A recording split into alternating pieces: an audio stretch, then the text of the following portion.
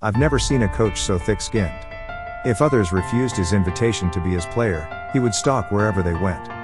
He even went to someone's home to get close to his mother. This coach is named Haskins, a former professional basketball player, is now an outstanding basketball coach. A month ago, the high school girls basketball team he led became the high school basketball champions with a remarkable record of 198 games and 157 wins. But Haskins' dream was not only this. He wanted to go on to a bigger stage. The opportunity quickly came that Texas Western College offered him a job. They wanted him to coach the NCAA Division I basketball team. Although the offer was modest, Haskins said yes to chase his dream. When he moved to the school with his family, he realized that the place was completely different from what he had imagined. It was simply a poorly third-rate university. Because of the school's limited funding, the basketball court floor is already in disrepair for a long time. And the budget allocated by the school this year is only enough to repair the lighting equipment of the basketball court. A lack of funding to recruit players has also become a big problem. But that didn't stop Haskins. He paid out of his pocket to go to various high schools to recruit talented players. But the players with some level did not consider this third-rate college. When Haskins was in trouble, a black player named Bobby caught his attention. He was a talented player but was not thought highly by his team simply because he was black. In that day and age, blacks were discriminated against and had little chance to play. That gave Haskins a new idea, and he found the talented black man. But the black man said he was already planning to quit basketball. Because this is not a black man's sport, even if you play well, you can only sit on the bench because your skin is black. I didn't come here to find a player I could sit on the bench.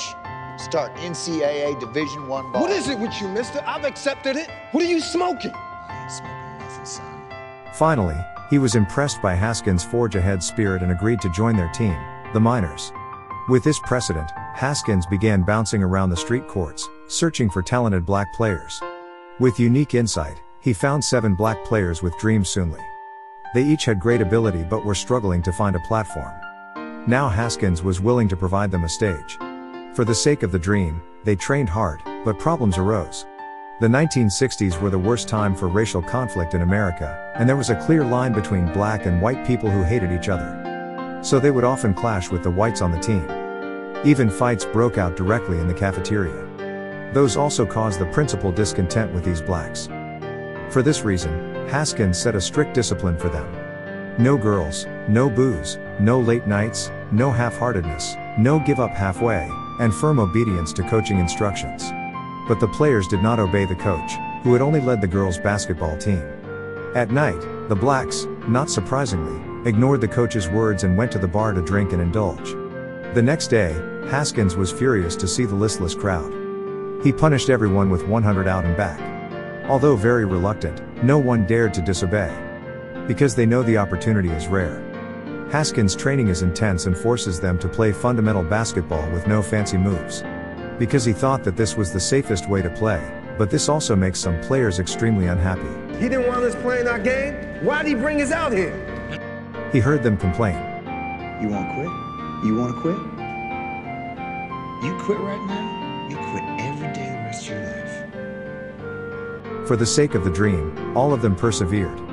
Soon the NCAA Conference USA men's basketball tournament was underway. The players were about to play their first game. The night before the game, the always strict Haskins gave the players the most sincere affirmation and encouragement. You spilled a lot of sweat on this floor, and it's gonna pay off. I know it seems I've been hard on you for no reason, but I've been tough because I know how good you can be.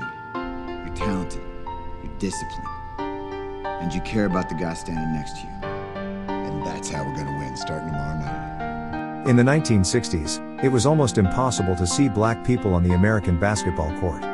Because people recognized blacks as having low intelligence at that time, this coach went the other way. In the first game, he sent 3 black players. That operation caused a lot of public opinions, and even the principal chimed in.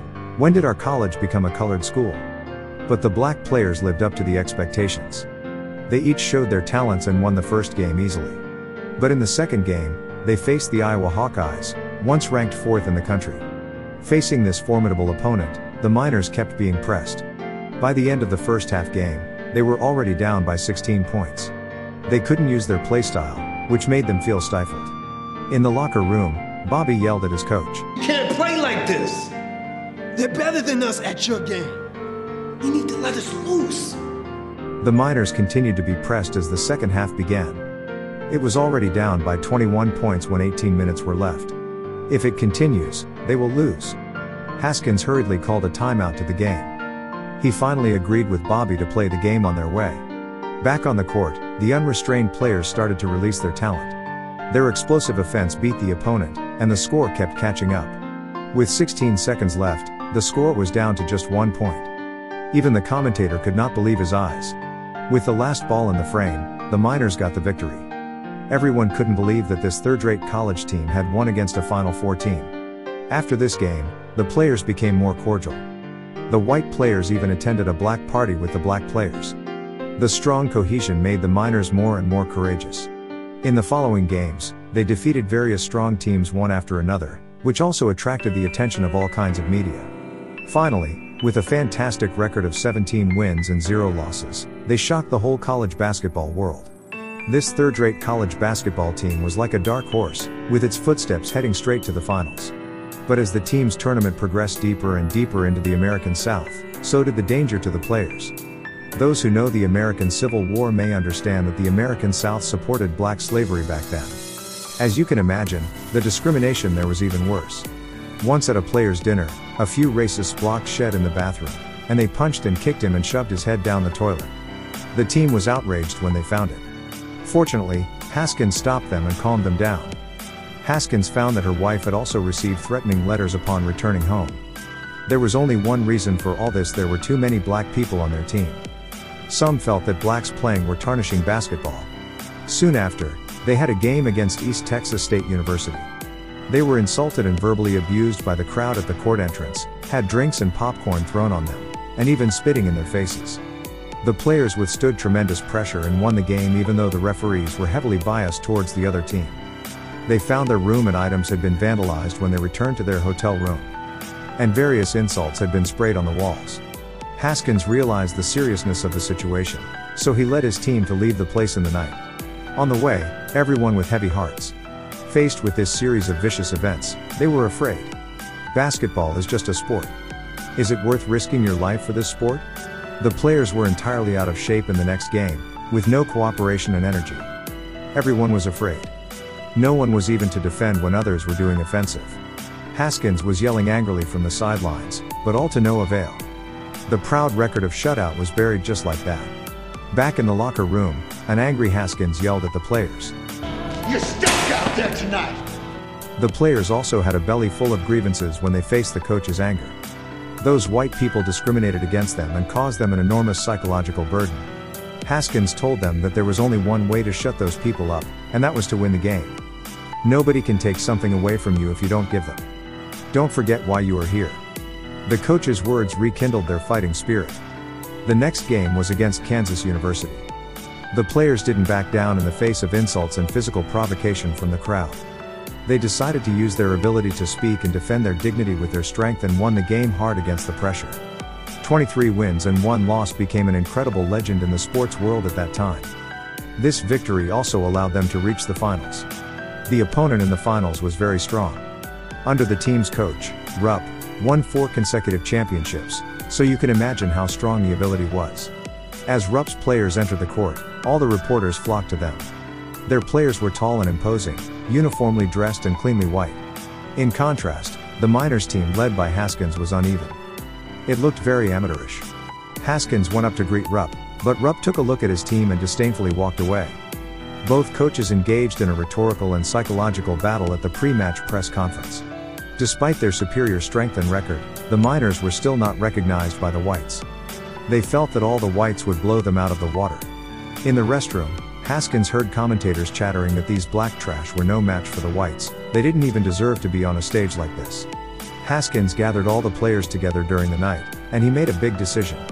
He wanted all the blacks on the court for tomorrow's game, 5 starters, and 2 substitutes.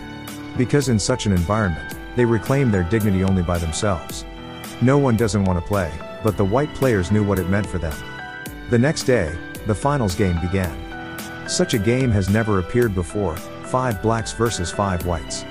No one is optimistic about the black players. Rupp even said to his players, "Such a lineup is an insult to us. The words looked down on them. But as the game played, the black players kept scoring, making Rupp's face look ugly. Gradually he began to panic, but Haskins on the side was happy in his heart. But soon, the tallest black player fell to injury while attacking. Unfortunately, he was the guaranteed rebounder in the team. Later, Latin encountered foul trouble. He was the team center in the low post offense and defense. The Miners lost 2 key players at once, which made Rupp's face gradually recover. But what he didn't expect was that the most inconspicuous small black man, Bobby, also exploited his excellent skill at this moment.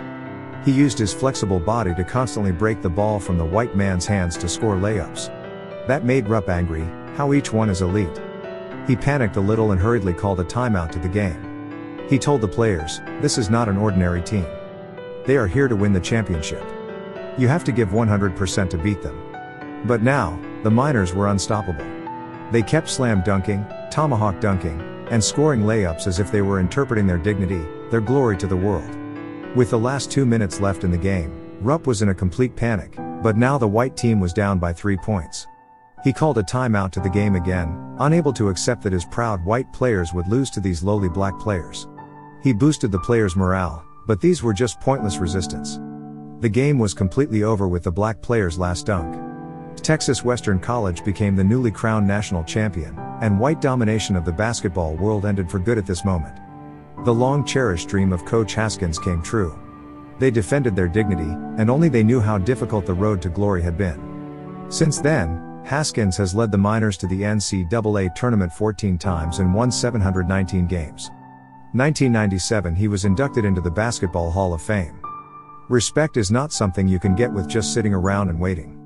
It's something you win with your own hands. Glory Road is a passionate and inspiring film directed by James Gartner and based on a true story. The film tells the story of a coach who is full of ambition and leads black players to win a championship in the 1960s against very severe racial discrimination. They use a victory, a championship, to announce, regardless of race or color, basketball belongs to everyone who loves it. In the harsh environment, they chased their dreams without fear of the world and eventually gained honor and dignity.